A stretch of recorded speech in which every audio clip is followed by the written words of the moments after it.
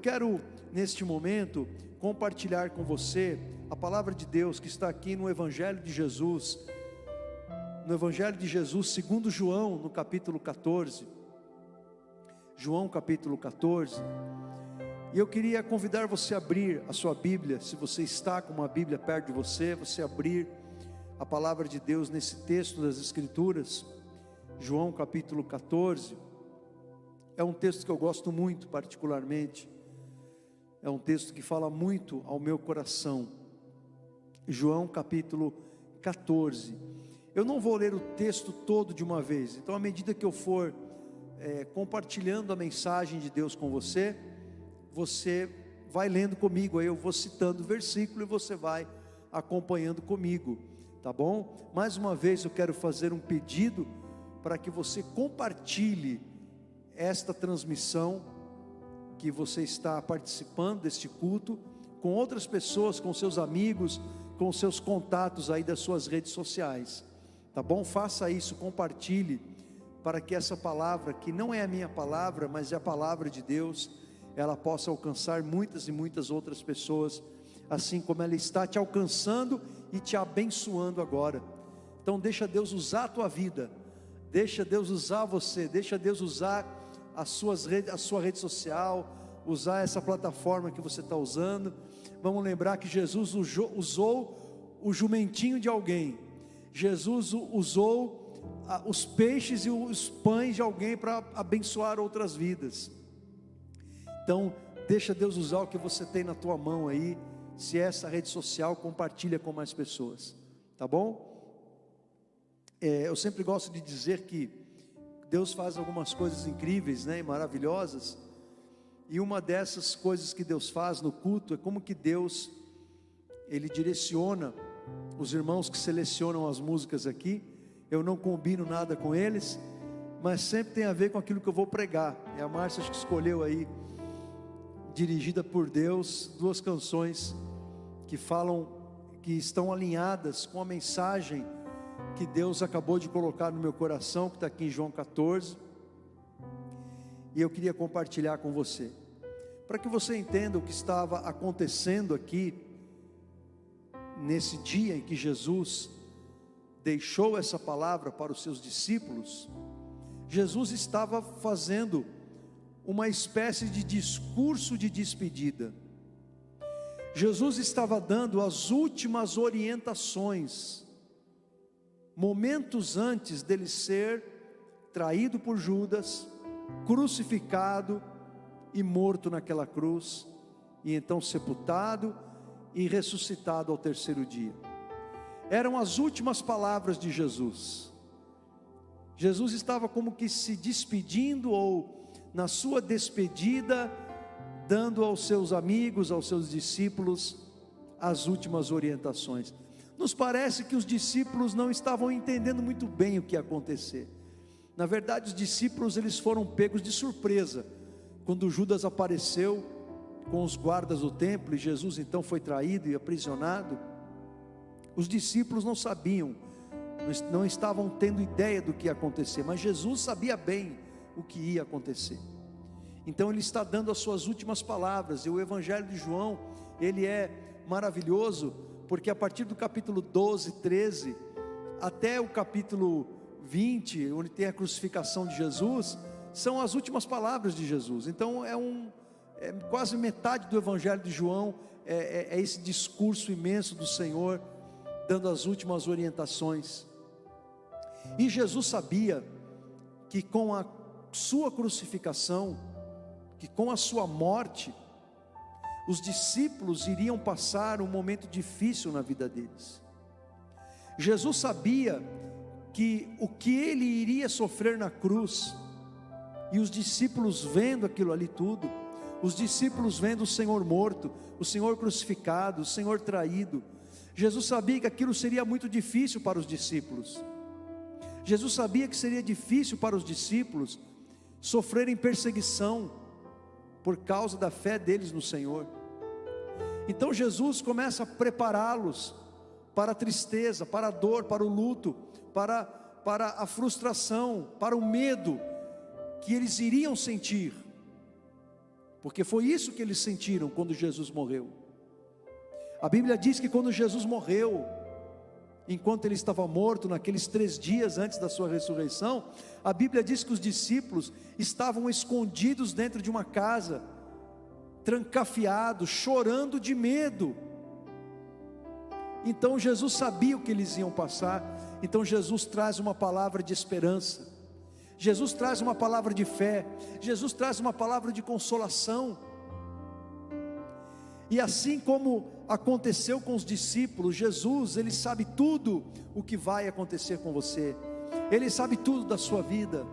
Jesus não é pego de surpresa. Nós, como os discípulos, podemos ser pegos de surpresa, mas Jesus, Deus, nunca é pego de surpresa. Jesus nunca é pego de surpresa. E quem sabe você que está me ouvindo através dessa transmissão, você está enfrentando um momento de dificuldade, um momento de tristeza, um momento de angústia, como aqueles momentos que Jesus sabia que os seus discípulos iriam passar por conta da sua morte. Então Jesus diz assim, como que preparando os discípulos para aquele terrível momento que ia acontecer. Jesus disse assim: não se turbe o coração de vocês. Versículo 1 do Evangelho de Jesus segundo João capítulo 14. João 14 versículo 1. Palavras de Jesus: não se turbe o vosso coração. Na linguagem de hoje estão assim as palavras de Jesus: que o coração de vocês não fique angustiado. Jesus sabe que o nosso coração vai ficar angustiado. Jesus sabe que o nosso coração vai ficar preocupado. Jesus sabe que o nosso coração vai se entristecer, vai chorar, vai sentir medo, vai sentir dúvida, muitas vezes porque nós somos humanos. O próprio Jesus, como ser humano, sentiu esses sentimentos, mas ainda assim Ele diz para nós: não se turbe o vosso coração, não fiquem angustiados no coração. E por que Jesus nos dá essa orientação? Primeiro porque Ele nos ama, porque Ele se preocupa conosco, como Pedro diz, Ele cuida de nós. Então a palavra de Deus para você nessa noite, que está enfrentando um momento difícil na tua vida, seja na tua casa, no teu casamento, com os teus filhos, com a tua família, quem sabe nos negócios, no dinheiro, na profissão, ou quem sabe um problema que está dentro de você, um problema existencial, emocional, mental, psicológico, de identidade pessoal. A palavra de Jesus para você é: não se turbe o vosso coração, que o coração teu não fique angustiado. Então Jesus, Ele vai dar 3 motivos do porquê nós não precisamos ficar angustiados, ou que se ficarmos angustiados, podemos entregar a Ele a nossa angústia. E esses 3 motivos estão em Deus.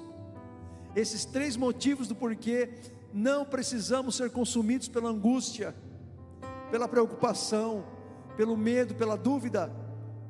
Esses 3 motivos estão em Deus, porque o nosso Deus é um Deus triuno. O nosso Deus é um Deus triuno: Deus Pai, Deus Filho e Deus Espírito Santo. Então, o primeiro motivo pelo qual, segundo Jesus, nós não precisamos ser consumidos pela angústia, é o Deus Pai. É o Deus Pai. Ele diz no versículo 1 do Evangelho, no versículo 1 do capítulo 14 do Evangelho de João: creiam em Deus. Creiam em Deus. Jesus está falando do Pai celestial. Ele está falando daquele que é o Criador de todas as coisas. Ele está falando daquele que enviou a Jesus, Ele mesmo, para morrer em nosso lugar. Jesus está falando daquele que nos amou de tal maneira, que deu seu único Filho, para morrer em nosso lugar, para que nós, crendo em Jesus, não pereçamos, mas tenhamos a vida eterna. Jesus está falando daquele que detém todo o poder nos céus e na terra. Jesus está falando daquele que sabe todas as coisas. Jesus está falando daquele que, quando oramos, Ele sabe o que vamos falar, o que vamos dizer. Creiam em Deus. Bem-aventurados aqueles que creem no Senhor. Bem-aventurados aqueles que creem em Deus. O Salmo 14, versículo 1 diz o tolo no seu coração: não há Deus. Os ateus deveriam se orgulhar, porque a Bíblia fala sobre eles. A Bíblia fala sobre os ateus no Salmo 14, versículo 1, com todo respeito, se há algum ateu me ouvindo, mas a Bíblia fala sobre você. Diz o tolo no seu coração: não há Deus. Porque quando olhamos para a criação, como diz Davi no Salmo 19, encontramos as digitais do Criador por toda parte. A glória de Deus é vista nas coisas criadas. Deus não está nas coisas criadas. Deus não é o sol, Deus não é a lua, Deus não é a terra, Deus não é o fogo, Deus não é a água, e Deus não está nessas coisas. Mas Deus é o Criador de todas elas, e é o sustentador, e é o governador de todas elas. Esse é o nosso Deus que nós cremos. Este é o Pai de Jesus, é o nosso Pai. Creiam em Deus, o Deus Todo-Poderoso, o Deus Onisciente, o Deus Onipresente. Jesus dá um segundo motivo pelo qual nós não precisamos ser consumidos pela angústia. Ele diz no versículo 1, João 14, 1: não se turbe o vosso coração. Primeiro ele diz: creiam em Deus. Aí ele continua dizendo ainda no versículo 1: creiam também em mim. O segundo motivo do porquê nós não precisamos ser consumidos pela angústia. Primeiro motivo, Deus, o Pai. Segundo motivo, Jesus, o Filho, que também é Deus. Esse mesmo João, no capítulo 1 desse evangelho, aponta que Jesus é o verbo, a palavra eterna, e que esse verbo estava com Deus, e esse verbo era Deus. João, no seu evangelho, nas epístolas que escreveu, ele declara com todas as letras que Jesus é Deus, que Jesus não é a primeira criação de Deus, mas ele é gerado eternamente pelo Pai. Ele é o próprio Deus.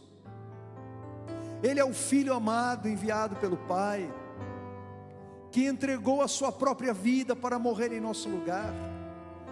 Naqueles dias daquele filme A Paixão de Cristo, que foi produzida, dirigida por Mel Gibson, surgiu uma forte discussão por causa do realismo com que o filme trouxe a crucificação de Jesus.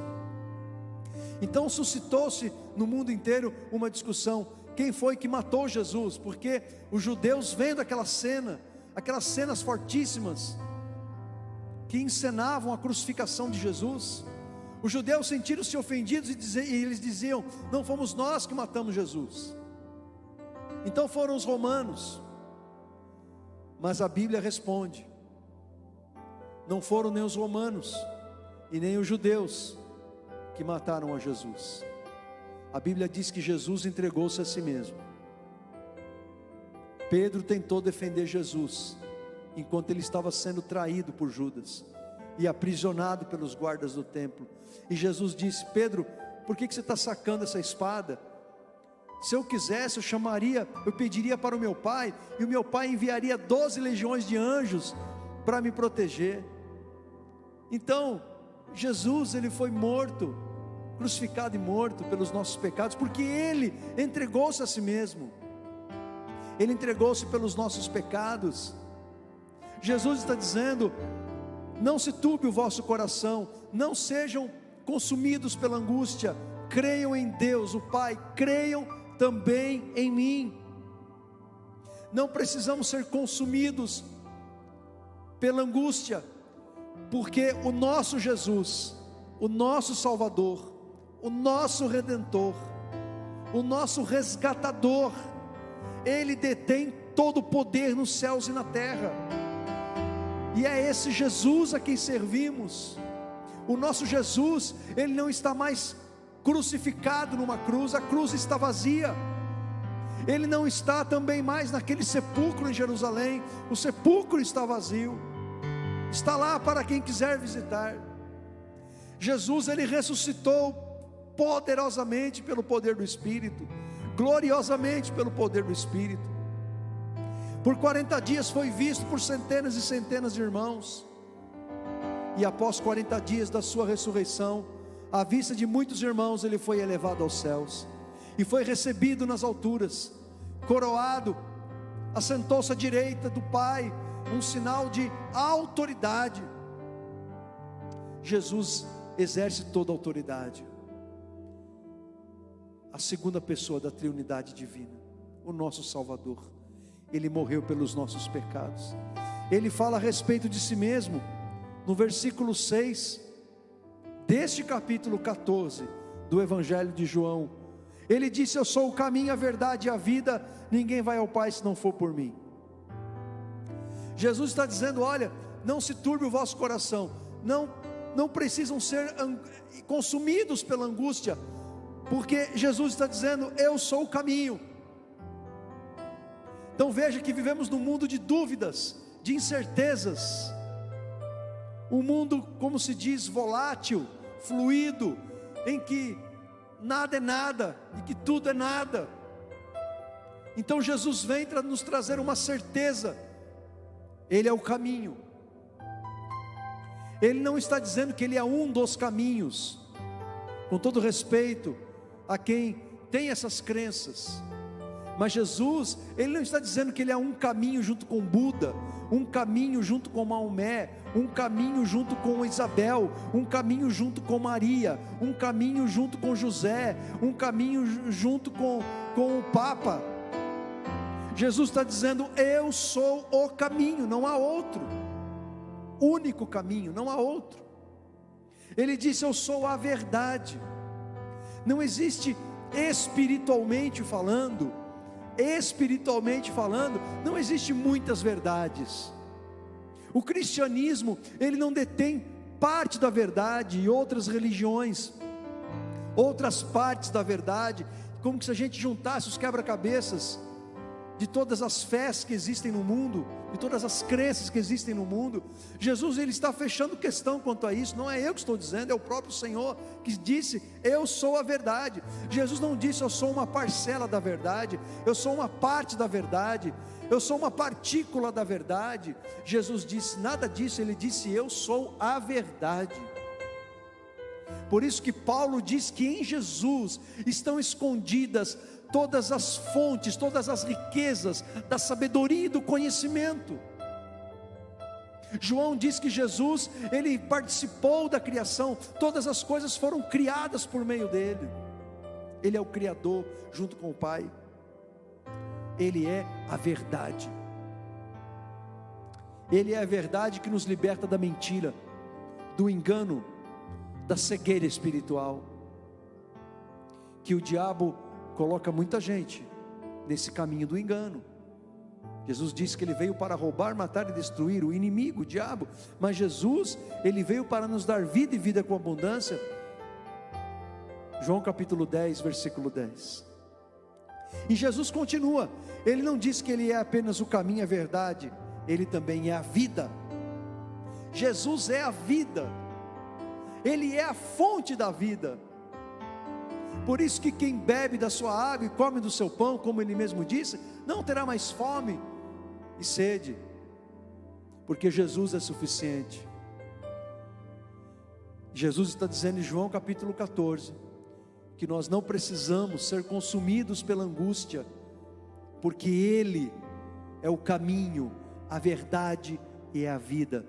Não precisamos ser consumidos pela angústia, porque cremos num Deus poderoso, e temos um Cristo, um Salvador, que é o nosso caminho, a nossa verdade e a nossa vida.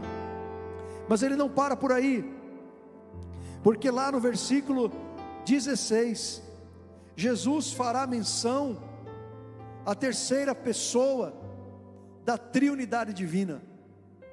Ele diz no versículo 1 do Evangelho de João capítulo 14: não se turbe o vosso coração, credes em Deus, credes também em mim. Ele fala da primeira pessoa, o Pai, e da segunda pessoa, o Filho, da triunidade.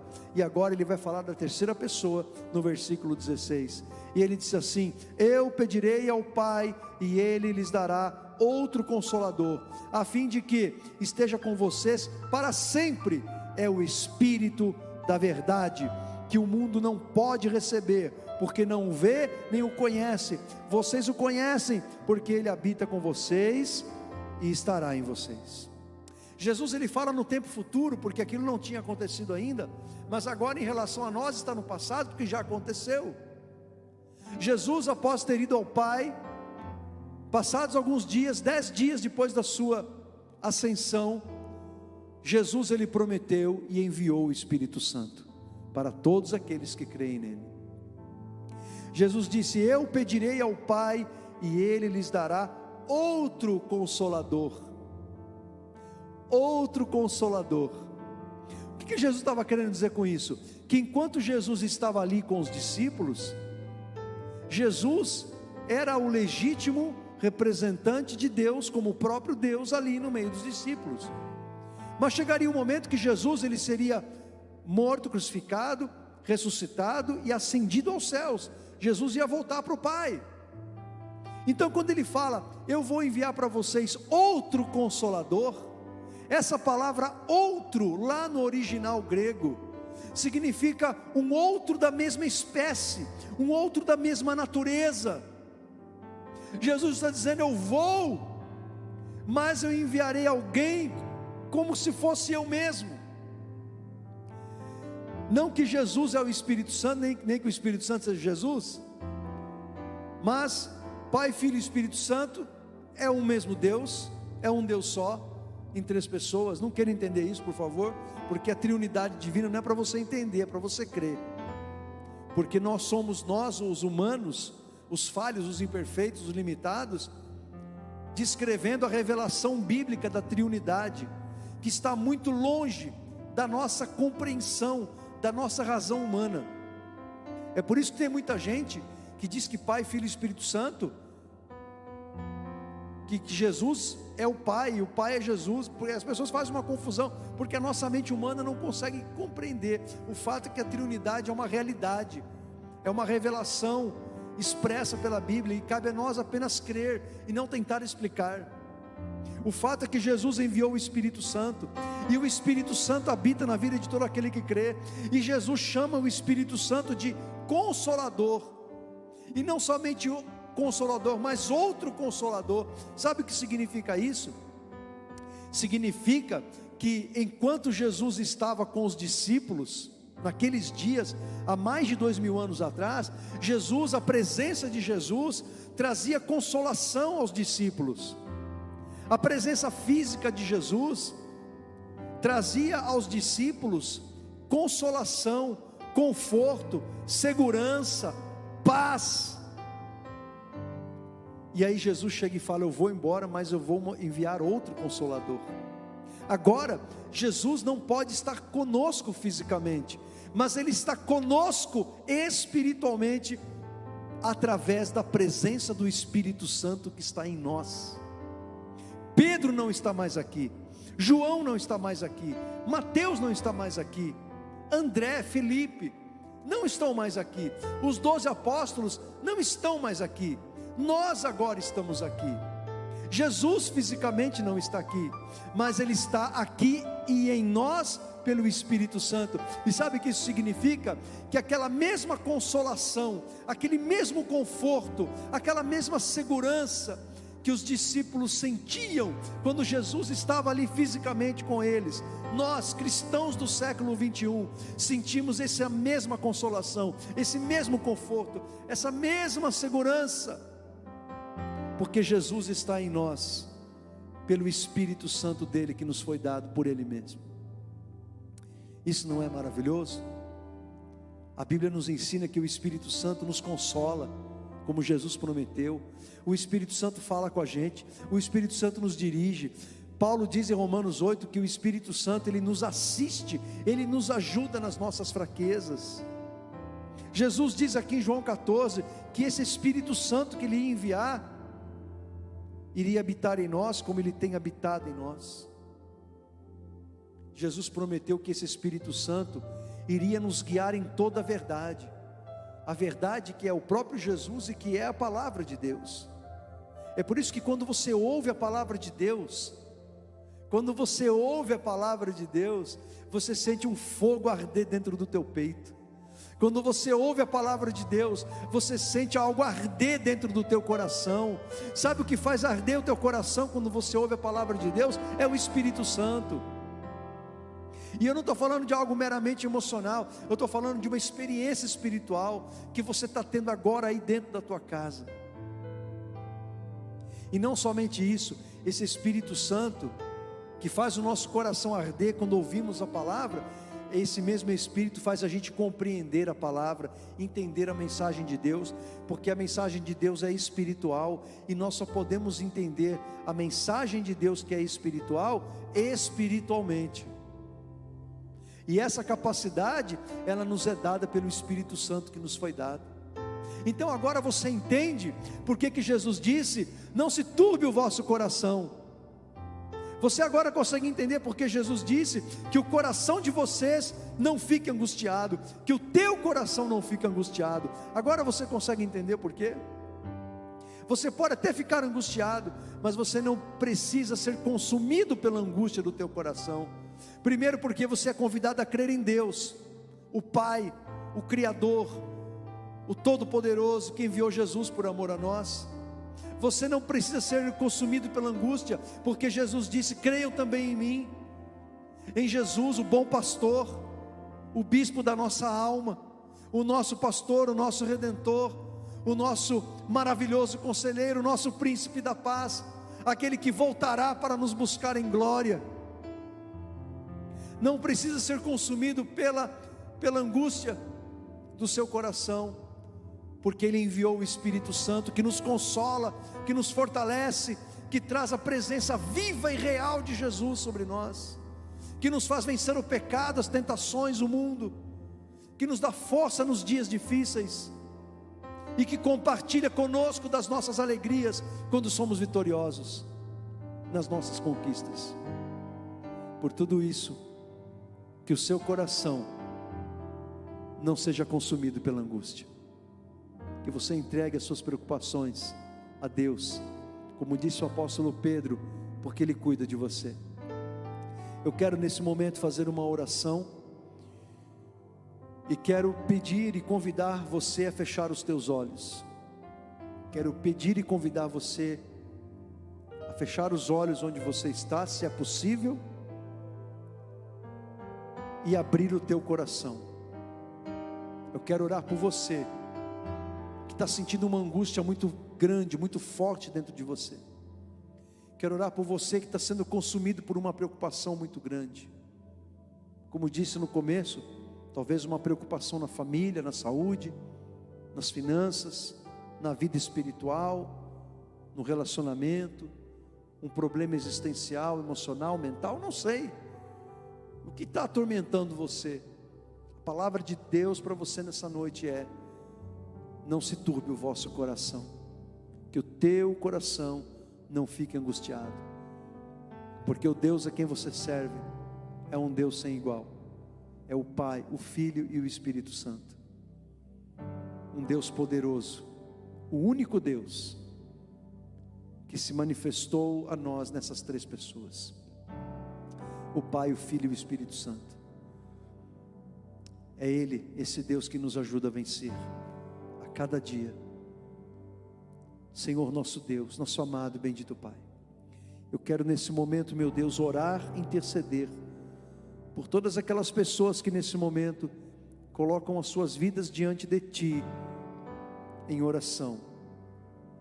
Eu oro por aquelas pessoas que nesse momento e as ajudo em oração e intercedo por elas, Senhor.